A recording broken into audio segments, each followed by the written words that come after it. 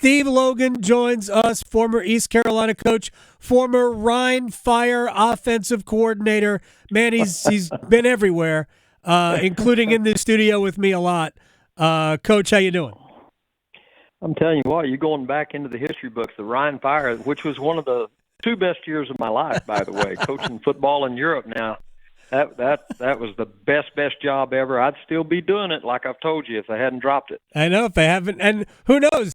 Maybe the league will come back, but I know Roger Goodell had hinted over the weekend that a franchise, maybe an entire division in Europe is not out of the question. That's the way I think it could work. If they had an entire division across Europe, I just don't see how you can put one team over there and have it be fair to players from both sides. I just don't see how they can do that. But let's talk some quarterbacks. Why don't we start with Carolina's Bryce Young? Game 1 obviously wasn't what he wanted, but I thought there were a lot of good things that he did other than being able to find out where the safety was on a couple of occasions, which probably you need to do better. What was your read on what we saw from Bryce in Game 1? I think there's a lot of upside cooking there, and just like you said, it's the same refrain you hear from all those rookies that come into that league. The speed of it is just so much different now. Of course, he had all of OTAs and preseason to get somewhat acclimated to how fast it was going to be, and yet I can testify to you that the opening game of any NFL season, it ratchets up another couple of degrees even beyond that. So, he got a dose of that, and we're going to see if he acclimates and processes things better moving forward. I think, like I say, I think there's a lot of upside there. He's a unique guy, though, just physically. It would have been hard for me to, first pick of the draft and all that. I mean, you do what you got to do, and you got to believe the film that you have. But we all know the biggest question is it going to translate? Is it going to make that transition? And he's just so slight of build. And, the short factor doesn't bother me that bad. Short quarterbacks find, their survival instinct has taught them throughout their careers to slide into throwing lanes. Mm-hmm. Drew Brees being, the prime example. And but again, I'm going to watch him with a lot of interest, put it that way. But I think there's a good chance he'll be a winner. Yeah, I mean, it all depends. I mean, a winner, depending on what Carolina surrounds him with. My biggest takeaway from the game is that if I was directing a defense against Carolina, there's really nobody I have to take away. And I mean, right. You basically stop the run. If I stop the run, I probably have Carolina in control. And Carolina ran it well enough, I think, maybe to do some things in play action, but they just weren't able to get anything going, really. Well, just think of this. Eventually, Tom Brady leaves the New England Patriots out of frustration with what? Not enough weapons to support him. Now, you're talking about Tom Brady, for crying out loud. So if it can affect a Tom Brady, it affects every quarterback in the league, and all the way down to the collegiate level. You got to have somebody catch football. And you've got to have somebody that can separate, and you've got to, ideally you've got somebody that forces the secondary to double cover. Now, when that happens, everybody else's game can go up a notch, all the rest of the receivers I'm talking about, because they're in a single coverage, and those kinds of coverages are relatively easy to discern for the quarterback. And so, the domino effect kicks in, but you're right. I don't see anybody that scares you to death on Carolina's receiving core right now. Steve Logan is joining us here, quarterback guru on the Adam Gold Show. I'm not going to say it would that Bryce Young shouldn't play this year. In my opinion, the Panthers really don't have an alternative. All respect to Andy Dalton at this point. Jordan Love had the benefit. Whether or not his relationship with Aaron Rodgers was mentor, mentee, whatever, he had the benefit of watching one of the best who has ever done it play for 3 full seasons before he gets his opportunity, and he looked good yesterday. What benefit is there to not playing right away? There's a lot. I can testify to that. We went through a tragic unfolding of events. When I was at Tampa Bay, we brought in a young man that he was our first round draft pick. And Josh Freeman was his name, and a great kid. And it was announced by ownership that he was going to sit his first year. Well, that lasted exactly 2 games. And he was thrown into the league into his 3rd week in the season. He was thrown out as a starter. And we suffered through a 3-13 year that year. Now, the next year we went 10-6 with Josh. And but then the wheels fell off all over again. But I'm just saying that, you can analyze that thing any way you want. I mean, you can pick Peyton Manning, right? He goes 3-13 and throws 90 million interceptions. Well, when you do that with a young man, there's now a fork in the road is coming very quick. Will that experience break him or make him? And, well, Peyton Manning, it made him, right? He toughened up. He figured it out, and off we go. And I could sit here and drag up 3 or 4 or 5 names that actually broke the young man, and he never recovered. So, there's a lot of ways to skin the cat. I would say this about Aaron Rodgers. Guess what? He sat there for 3 or 4 years watching Brett Favre, right? Yep.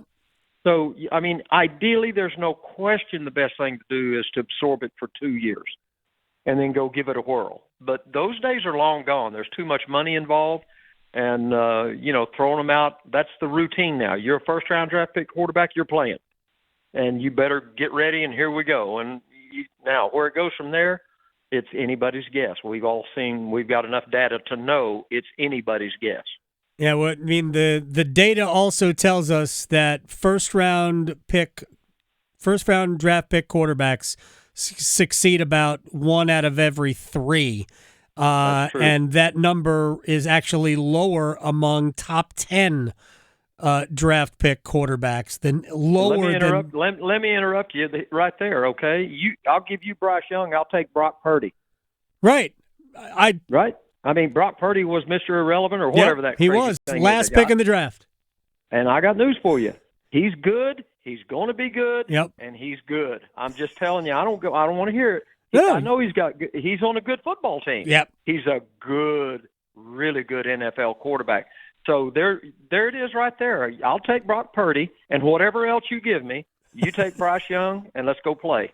I'll bet on me. Yeah, right now. There might not be any difference between the two, to be honest. Correct. There might be no difference between the two in the long run. Does it help that he is on an exceptionally good and dangerous team? We talk about Carolina doesn't have guys you have to worry about. San Francisco's only got like 4 of those guys. Everybody. McCaffrey, Deebo Samuel, Brandon Ayuk, George Kittle, a good offensive line, and maybe the best defense in football. Other than that, they have nothing. But guess what? When Brock Purdy got hurt last year at a critical time, did that offense shut down? Yes, it did. Yeah, it did. So I'm just telling you, Brock Purdy's really, really good. Well, I mean, in fairness, he's a 7th-round pick. Yeah, in fairness, though, they actually didn't have another quarterback. I understand that, but I'm just saying you can't just have the quarterback, a la Tom Brady getting frustrated and leaving. You can't just have Great White. There's a lot of competing agendas at work, but you got to have a good quarterback. That much we do know, or you're not going anywhere. All right, let me ask you real quick, and then I'm going to I mentioned that I was going to ask you about Novak Djokovic for a second, but because you and I have talked about this before, but if you can, as quick as you can, sum up the difference between playing quarterback in college from the eyes of a quarterback and playing quarterback in the NFL and how that has changed over the years. I can tell you real quick. You want it real quick? I'll give it to you real quick. Playing college quarterback is throwing a football through a tire. That's relatively difficult, but doable. Throwing completions in the NFL is throwing a BB through a keyhole. And I mean that. And I've told when I coached professional quarterbacks that were coming in, which I did in NFL Europe, they were transitioning in. Yep. I would tell them, I say, throwing footballs through a tire, those days are over. You have to now accept the fact that a wide-open receiver at this level has exactly 1/2 of a step on the defensive back. He's open, okay? And that football has got to be a BB through a keyhole accurate, and then we're all going to have a good time because you just threw a completion. But until you accept those standards, the new standard, it's a BB through a keyhole, not a football through a tire. That's the difference. Do you like Drake Maye's future as a quarterback? Yeah, he's a first-round pick, and there was a lot of good things that could happen there. And that's pretty easy to see. And he's going to be, again, he could be a first guy picked in the draft type of guy. Yeah. All right, final thing before I let Steve Logan go. There's only 24 Grand Slam titles now for Novak Djokovic. I thought his match with Daniil Medvedev was more psychological than physical. I thought Djokovic almost wins the mental game every time he goes on the court. How do you sum up 24? He's 36 years old, and he's still the best in the world. You and I've talked about this privately a lot, and tennis isn't a great talk radio subject. I get that.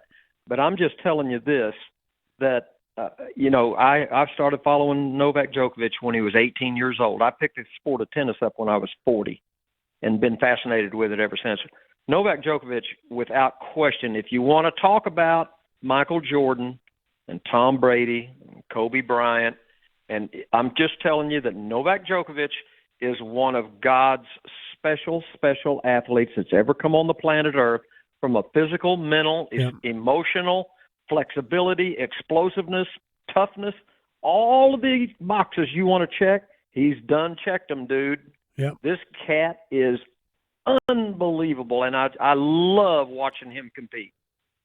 It's just incredible. I mean, he's still the best, and he's 36. And I know Alcaraz is going to be around for a long time, and Alcaraz has every single element you need to be not only a champion but historically great. But man, I don't think he's getting to 24. And actually, Djokovic could get to 30. Well, I got to believe that there's at least two more left in Djokovic, one being next year's Wimbledon, because grass is a forgiving surface. Yeah. Doesn't beat you up as bad.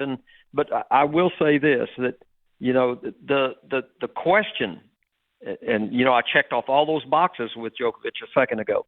Here's the big deal concerning tennis or any other sport, but particularly tennis, is durability. Yeah. Durability.